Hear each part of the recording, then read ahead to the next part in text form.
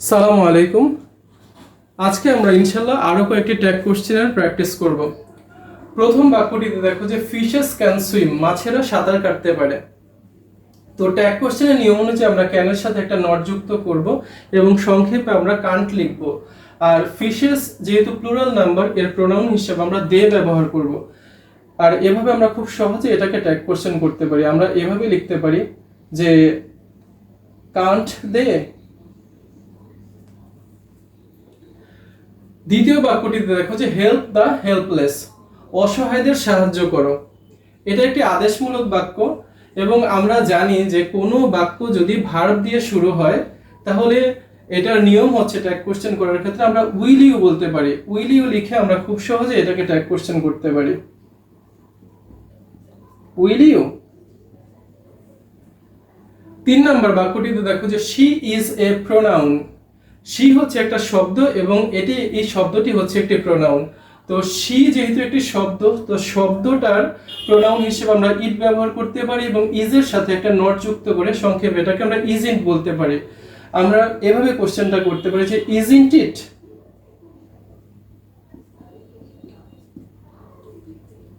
চার নম্বর বাক্যটিতে দেখো যে he put the bag here, সে এখানে ব্যাগটা রেখেছিল।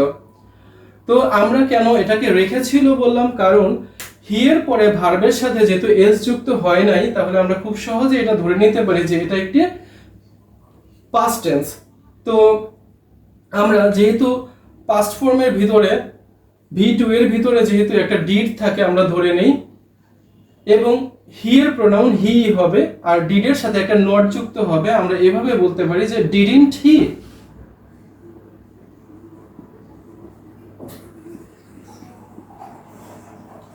এটাকেও কিন্তু খুব সহজে ট্যাগ কোশ্চেন করা গেল। 5 নম্বর বাক্যটিতে দেখো যে দে সেলডম কাম টু মি, তারা খুব কদাচিৎ আমার কাছে আসে। এখানে সেলডম একটি হচ্ছে নেগেটিভ শব্দ, তাই আমরা ট্যাগ কোশ্চেন করার সময় আর কোনো নেগেটিভ শব্দ ব্যবহার করব না। আর দে এর প্রোনাউন তো দেই, আর কামের ভিতরে আমরা একটা ডু ধরে নিব।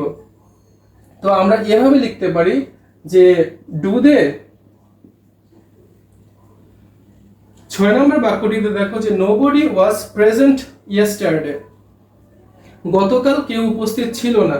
নোবডি যদি থাকে তাহলে আমরা এর প্রোনাউন হিসেবে দে ব্যবহার করি, আর দে এর সাথে আমরা ওয়াজ ব্যবহার করতে পারবো না। আর যেহেতু নোবডি একটি নেগেটিভ শব্দ, তাই আমরা ট্যাগ কোশ্চেন করার সময় আর কোনো নেগেটিভ শব্দ ব্যবহার করব না। দের সাথে যেহেতু ওয়াজ ব্যবহার করা যায় না, তাই দের সাথে আমরা ওয়্যার ব্যবহার করব। ওয়্যার দে।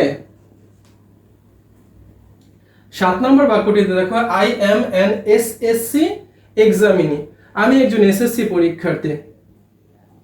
তো আই এর প্রোনাউন হিসেবে আমরা আই ব্যবহার করব এবং আমরা আই এম নট কে আমরা হচ্ছে আরিন্ট ব্যবহার করব। আমরা এভাবে লিখতে পারি যে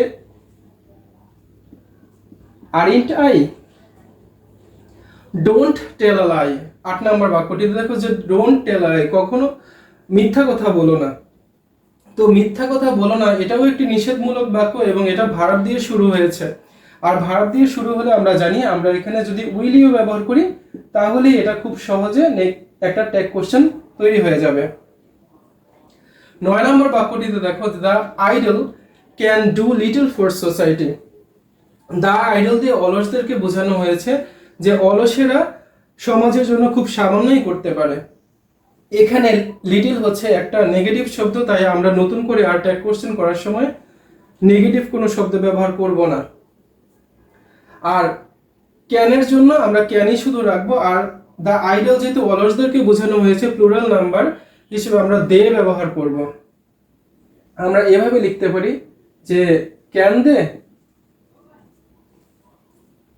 10 নম্বর বাক্যটিতে দেখো ডোন্ট ফরগেট মি, আমাকে ভুলে যেও না। তো এটাও একটি নিষেধমূলক বাক্য এবং এটি যেহেতু ভার্ব দিয়ে শুরু হয়েছে, তাই আমরা খুব সহজে এখানে উইল ইউ ব্যবহার করে এটাকে ট্যাগ কোশ্চেন করতে পারি। আশা করি ভিডিওটি আমাদের সবার ভালো লেগেছে।